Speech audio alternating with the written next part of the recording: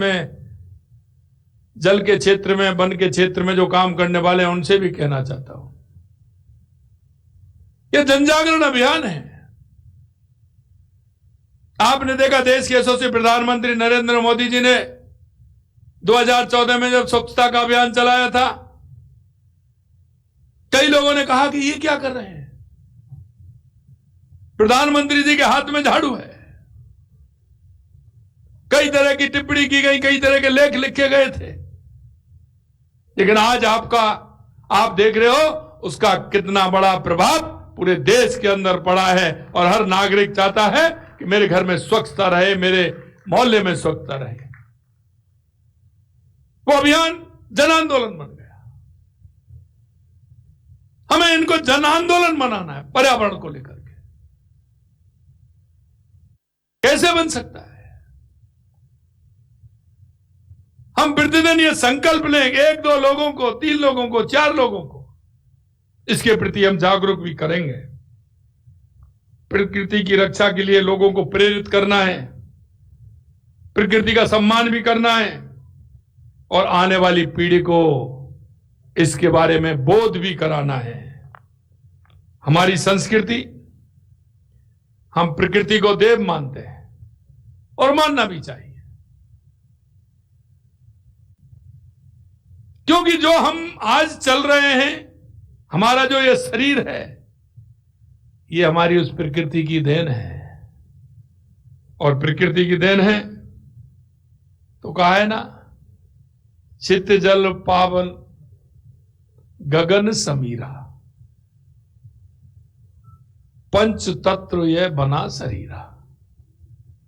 हमारा यह शरीर भी उस प्रकृति के द्वारा निर्मित है। ये वही 5 तत्व इसके अंदर हैं जो प्रकृति को हम संभालने का काम हमें करना चाहिए। अगर हमारे शरीर में से भी अगर कोई एक तत्व निकल जाता है तो हमारे शरीर की स्थिति क्या होगी? अगर हमारे शरीर में से पानी निकल गया तो हमारे शरीर की स्थिति क्या होगी? यह हमारा शरीर रूपी हमारी प्रकृति है। जिस तरह से हम हमारे शरीर को जिन पोषकों की आवश्यकता होती है उसको प्रकृति को भी होती है। अगर हमारे शरीर में से पानी चला गया, पानी निकल गया तो आपके पास क्या बचेगा? और अगर हमने हमारी प्रकृति में पानी को नहीं बचाया तो फिर क्या बचेगा? हमारे शरीर में से अगर हवा की आवश्यकता आपको नहीं है, हवा लेने की आवश्यकता नहीं है, तो क्या आप हमारे शरीर को रख पाओगे? यह सारा शरीर प्रकृति की देन है और वही पंच तत्व इसमें हैं। और इसलिए हमारे शास्त्रों में कहा गया है कि हम जो हमारी ये प्रकृति है, ये हमारे देव है, इसलिए हम जल को भी पूजते हैं, हमारे पहाड़ों को भी पूजते हैं, हमारी नदियों को भी पूजते हैं, हमारे वृक्षों को भी हम पूजते हैं। हमारे उन ऋषियों ने, मुनियों ने, महर्षियों ने कोई ऐसे ही नहीं पूजा है प्रकृति को। और हमारी मां धरती मां है, हम उसके पुत्र हैं, इसलिए हम सब की जिम्मेदारी बनती है कि हम उसका संरक्षण करें। अगर आप मां का संरक्षण नहीं करेंगे तो क्या पुत्र अपने कर्तव्य का पालन कर पाएगा? हम चाहते हैं कि जितना आप कर सकते हैं उसको करना चाहिए। जितने लोगों को मोटिवेशन करना है उनको मोटिवेशन करना चाहिए। अगर आप मोटिवेशन करेंगे तो आने वाली पीढ़ी के लिए हम कुछ दे करके जाएंगे। हमारे बुजुर्गों ने इस प्रकृति के साथ छेड़छाड़ नहीं की। उन्होंने कभी ऐसे वृक्ष जो हमेशा ऑक्सीजन देते हैं उनको कभी उन्होंने कुड़ाली नहीं लगाई, कभी उस पेड़ को हानि नहीं पहुंचाई। कुएं में से पानी जितना निकाला जितनी आवश्यकता थी। आज हम देखते हैं किस तरह से पानी का दोहन होता है। क्या ये पानी का दोहन हमें नहीं रोकना चाहिए? क्या वृक्षों की कटाई हमें नहीं रोकनी चाहिए? क्या हमें सघन रूप से वृक्षारोपण नहीं करना चाहिए? मित्रों, हमारी जिम्मेदारी बनती है कि हम नदियों का संरक्षण करें, हम हमारे पहाड़ों का संरक्षण करें, हमारे वृक्षों का संरक्षण करें, हम पानी को संरक्षण करते हुए उसके बचाने का काम करें। तो निश्चित रूप से हमारी प्रकृति का जो हमारा संबंध है और जो हम प्रकृति की बात करते हैं संतुलन की, वो हम संतुलन रख पाए। आज पर्यावरण दिवस है और इस पर्यावरण दिवस के अवसर पर मैं कहना चाहता हूं, क्योंकि प्रकृति हमें सब कुछ देती है और जो हमें देती है तो उसके लिए हमें करना चाहिए। परोपकाराय फलंती वृक्षा, परोपकाराय बहंती नद, परोपकाराय दुहंती गाय, परोपकार इदम मम शरीरम। इसलिए परोपकार के लिए ही वृक्ष फल देते हैं, परोपकार के लिए ही नदियां बहती हैं और परोपकार के लिए गाय दूध देती है और परोपकार के लिए ही हमें समर्पित होना चाहिए, जिससे कि हम भी उस प्रकृति का ठीक प्रकार से संरक्षण कर सकते हैं।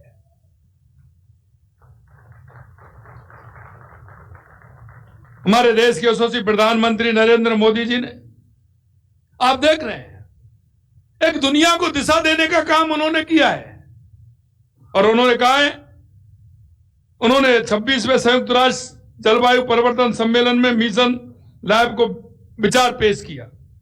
जो प्रकृति की रक्षा करते हैं, प्रकृति उनकी रक्षा करती है। मंत्र के साथ मिशन लाइफ हमें एक बेहतर दुनिया के निर्माण का रास्ता दिखाया। प्रधानमंत्री जी ने पहली बार सूर्य पुत्रों यानी सूर्य की भरपूर रोशनी वाले देशों का विचार दुनिया के सामने रखा। उनके इसी प्रयास से सौर ऊर्जा का बढ़ावा देने वाला अंतर्राष्ट्रीय सौर गठबंधन पहला सबसे बड़ा अंतर्राष्ट्रीय मंच बना।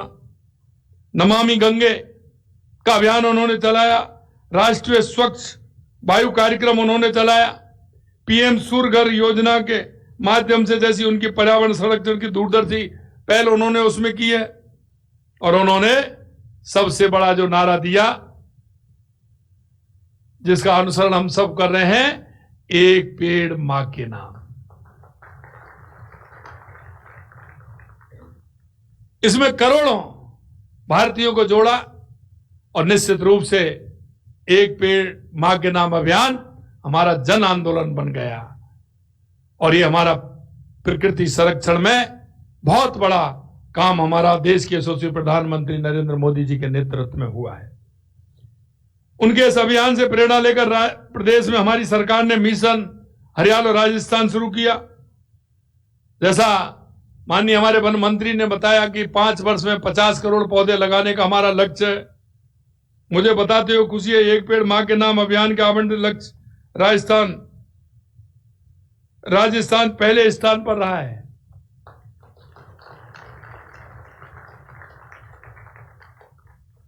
माननीय प्रधानमंत्री जी की प्रेरणा से, क्योंकि राजस्थान क्षेत्रफल की दृष्टि से देश का सबसे बड़ा राज्य है, तो हमारा यह राज्य चंदन वन भी इसमें लगे, इसलिए हम 4 स्थानों पर 4 जिलों में नमो चंदन वन लगाने का काम भी हमारी सरकार कर रही है।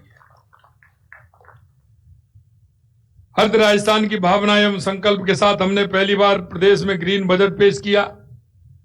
राज्य के समस्त जिला मुख्यालयों पर नवो नर्सरी स्थापित की जा रही है। जिससे स्थानीय स्तर पर पौधों की आवश्यकता में किसी प्रकार की कमी नहीं हो। प्रत्येक पंचायत समिति स्तर पर हम नवो वन भी विकसित कर रहे हैं। 32 करोड़ रुपए की लागत से जयपुर, अजमेर सहित 16 जिलों में मॉडल उद्यान ऑक्सीजोन के रूप में विकसित किया जा रहा है। 21 जिलों में गोवर्धन परियोजना के तहत बायोगैस संयंत्रों की स्थापना की गई है। जयपुर में वायु गुणवत्ता पूर्व अनुमान हेतु अर्ली वार्निंग सिस्टम स्थापित किया गया है। 30 करोड़ रुपए की लागत से 29 अमृत शहरों में वेस्ट वाटर ट्रीटमेंट प्लांट स्थापित करेंगे। वर्षा जल को बचाने के लिए माननीय प्रधानमंत्री जी के नेतृत्व में कैच द रेन, जल संचय जन भागीदारी, कर्म भूमि से मातृभूमि, उस काम में भी लग रहे हैं। प्रवासी राजस्थानियों का इसमें भरपूर सहयोग मिल रहा है। और अभी आपने देखा 25 मई गंगा दशहरे से लेकर के 5 जून आज पर्यावरण दिवस तक वंदे गंगा जल संरक्षण अभियान पूरे राजस्थान में पूरी तरह से हमने हर गांव में, हर जिले में किया है। हम सभी का दायित्व बनता है। और मैं आपसे यह भी कहना चाहता हूं, पिछले 2 साल में हमारे ये अभियान चले। इन अभियानों के माध्यम से हमारे राजस्थान में कई जगह, कहीं 10 foot, 15 foot, 25 foot, 40 foot, 50 foot हमारा धरती का वाटर लेवल हमारा ऊपर आया है और उसका असर आप सभी को दिख रहा है। आपने देखा कि हमारे पानी के क्षेत्र में 2.5 साल के अंदर हमारी सरकार ने कितना काम किया है। और आज के इस कार्यक्रम के माध्यम से आपको मैं विश्वास दिलाना चाहता हूं कि राजस्थान के हर जिले में हमने पानी की योजना बनाई है। क्योंकि जहां पानी होगा तो हमारा पर्यावरण भी सुरक्षित रहेगा। इसलिए हमारी चाहे राम जल सेतु ERCP योजना हो, चाहे हमारा यमुना का समझौता हो, चाहे हमारा इंदिरा गांधी गंगा नहर का काम हो, चाहे हमारा ब्राह्मणी नदी से बीसलपुर में पानी आना हो, देवास स्कीम हो, माई डैम की स्कीम हो, नर्मदा की हो, हमने उस सोम कमला के माध्यम से हमारा पाली, जालौर, सिरोही के लिए पानी आए, हमने पूर्ण रूप से काम किया है जिससे कि राजस्थान में पहुंचा सकते हैं। और आप सभी ने यह भी देखा है कि लगातार वंदे गंगा जल संरक्षण के माध्यम से हम काम कर रहे हैं। हमारे जो भी एनीकट हैं, तालाब हैं, सरोवर हैं, पोखर हैं, बावड़ी हैं, कुएं हैं, उन सब का हम संरक्षण करते हुए हम उन पर वहां जहां स्थान खाली है, जहां हम उनमें पेड़ लगा सकते हैं, वहां पेड़ भी लगा रहे हैं। और जल संरक्षण करने का काम भी हमारी सरकार लगातार कर रही है। और आप देख रहे हैं कि हमने 2 साल के अंदर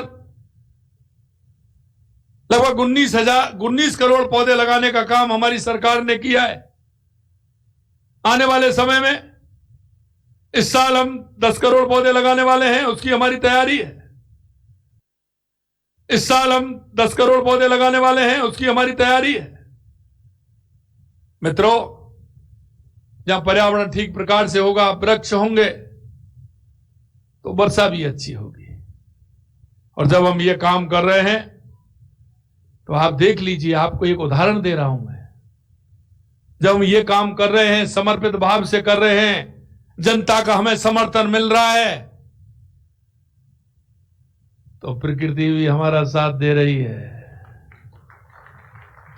लगातार 2 बार से हमारे राजस्थान के जितने भी बांध हैं, बारिश के समय में पूरी तरह से लबालब हो जाते हैं। और हमारी प्रकृति का संरक्षण करने के लिए जब आपका मन है, तो मैं आपसे यही कहना चाहता हूं कि हम कुछ करके तो देखें। भरोसा करना है। और आज मैं इस बात को कह सकता हूं, आने वाले समय में राजस्थान में पानी की भी कमी नहीं होगी और पर्यावरण भी हमारा अच्छा होगा और वर्षा की भी कोई कमी नहीं होगी। क्योंकि हमारे वृक्ष सभी जगह